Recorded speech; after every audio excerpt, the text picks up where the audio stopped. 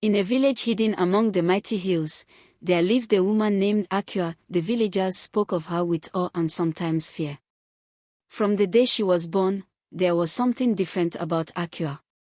As a child, she lifted things no child should have been able to lift, baskets filled with maize, logs for the fire, even water jars that grown men struggled to carry. The people whispered that she was touched by the gods, blessed with strength beyond comprehension.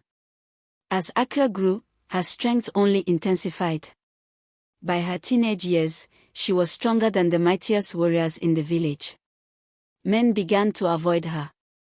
She could outfight any of them, outlast even the hardiest laborers in the fields, and when she entered a room, conversations grew quieter, as if her presence alone silenced the space. It was said that no one could defeat her, and Akua believed it. She began to think herself untouchable by the hands of men and the words of the wise. Many came from distant lands to challenge her. Warriors and hunters, men whose names were spoken with reverence, arrived seeking to test the legendary strength of the woman called Akua. They came with offerings, hoping to win her hand in marriage, believing their strength would impress her. But Akua, her heart swollen with pride, scoffed at their attempts. One day, a man named Kojo arrived. He was tall, muscular, and renowned for his bravery. Akua, I have heard of your strength. But no woman, no man, can outmatch me. I come to challenge you, he declared confidently, before a crowd of villagers. Akua, with a mocking smile, stepped forward. If you wish to humiliate yourself, Kojo, so be it. The village gathered to watch the contest. The test of strength began with a trial of endurance. Each had to lift a massive stone that lay in the center of the village square. The crowd watched in suspense as Kojo grunted and groaned, hoisting the heavy stone onto his shoulder. But when Akua approached the stone, she barely paused. With one smooth motion, she lifted it high above her head and dropped it to the ground with a thunderous thud. Kojo was defeated, and the villagers erupted in cheers, but not for him. They marveled at Akua's unmatched might. But behind their awe, there was fear. Akua's pride had grown as enormous as her strength. She no longer sought love or connection, but only victory. The village elders began to speak in hushed tones. Something had to be done. Suitors came and went, each living in shame. The more men Akua defeated, the higher her pride soared. She began to scorn those who tried to court her, mocking their weakness. Her father, a wise elder known for his fairness and compassion, grew concerned. Akua, my daughter, he said one evening as they sat by the fire, strength is a gift, but humility is the greater virtue. Akua only laughed. Humility. Father, look at the men who come to our village. They grovel at my feet. Why should I lower myself when the world cannot match me? One day, a group of suitors arrived together, hoping their combined strength would finally impress Akua. They came from 3 different villages, each one a leader among his people. They proposed a great challenge, a competition of skill and might, not just brute strength.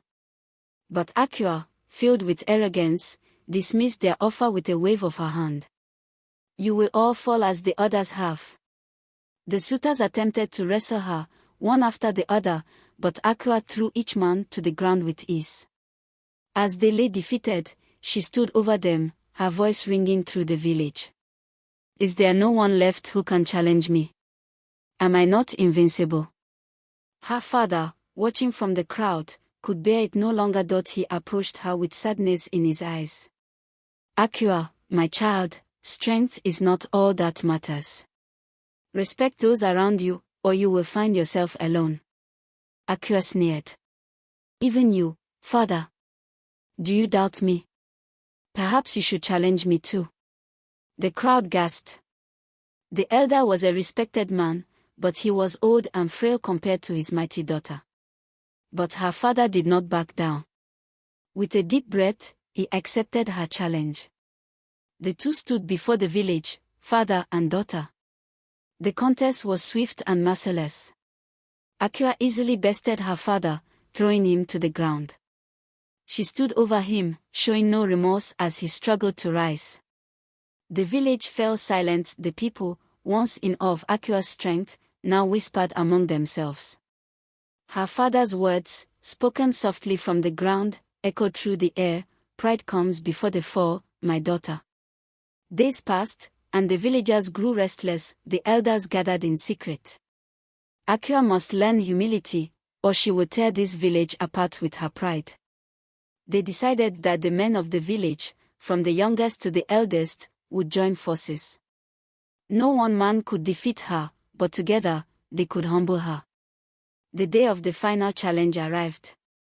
Akua, still unaware of the plan, was called to the village square. When she arrived, she found every man in the village waiting. They stood united, from the youngest boy barely able to lift a stick to the oldest elder leaning on his cane. Akua laughed. You think you can defeat me? All of you together? Asterisk. The men nodded in silent agreement, and the battle began. Akua fought fiercely. Her strength was undeniable, and she threw men aside like leaves in the wind.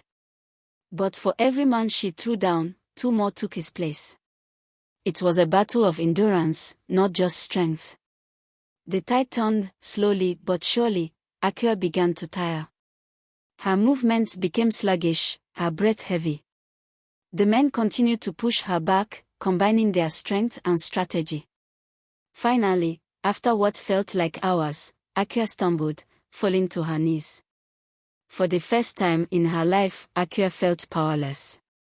The village stood in stunned silence. Akua, once untouchable, knelt before them.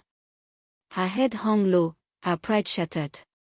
She looked to her father, who stood at the front of the crowd, watching her with sorrowful eyes. With tears in her eyes, Akua spoke. Father, elders, people of the village, I see now. I was wrong. Strength is not just in the body but in the heart. Please, forgive me. The elders approached her, lifting her to her feet. Her father, though still in pain from their battle, embraced her. The strength of one can never match the strength of many, Akua. We are stronger together. From that day forward, Akua changed. She still had her incredible strength, but now it was tempered with humility. She walked alongside the villagers, no longer seeking to prove her power but instead to help her people thrive. Her story was passed down through the generations. Akua's name became a symbol not just of physical strength, but of the power found in unity and respect. Akua's strength remained, but so did her newfound humility. She became a symbol of unity and respect in the village, and her story was passed down for generations, a reminder that strength is not measured by power alone, but by the respect we give to those around us. If you enjoyed this tale of power, pride, and humility, don't forget to like, subscribe, and hit the notification bell for more stories from the heart of African folklore. What lessons did you learn from Akua's journey? Share your thoughts in the comments below.